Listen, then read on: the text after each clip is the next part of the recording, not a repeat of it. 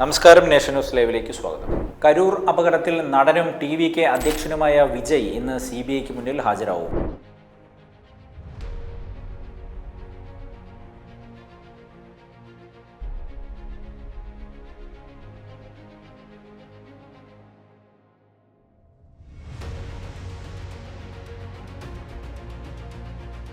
ഇന്ന് ദില്ലിയിലെ CBI ആസ്ഥാനത്ത് നേരിട്ട് ഹാജരാകുവാൻ ആവശ്യപ്പെട്ട് നേരത്തെ തന്നെ നോട്ടീസ് നൽകിയിരുന്നു. ദുരന്തത്തിന് പിന്നാലെ സുരക്ഷാ വീഴ്ചകളും മാനദണ്ഡങ്ങളുടെ ലംഘനവുമാണ് പ്രധാനമായും CBI പരിശോധിക്കുന്നത്.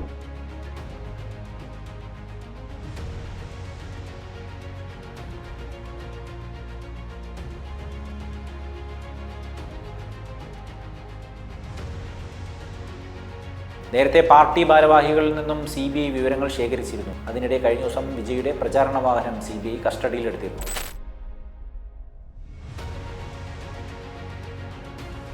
ചെന്നൈ പനയൂരിലുള്ള പാർട്ടി ആസ്ഥാനത്ത് നിന്നാണ് വാഹനം പിടിച്ചെടുത്തത്. തുടർ പരിശോധനകൾക്കായി വാഹനം കരൂരിലെ CBI ക്യാമ്പ് ഓഫീസിലേക്ക് മാറ്റിയിട്ടുണ്ട്. കഴിഞ്ഞ സെപ്റ്റംബർ 27-ന് കരൂരിൽ നടന്ന TVKയുടെ രാഷ്ട്രീയ റാലിക്കിടയിലുണ്ടായ തിക്കിലും തിരക്കിലും പെട്ട് 41 പേരാണ് മരിച്ചത്.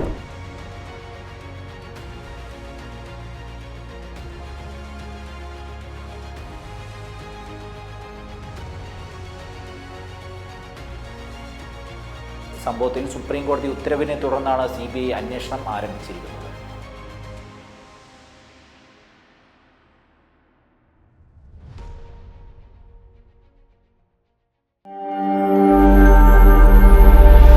നാഷൻ ന്യൂസ് ലൈവ്, സത്യം, ചരിത്രം, വർത്തമാനം.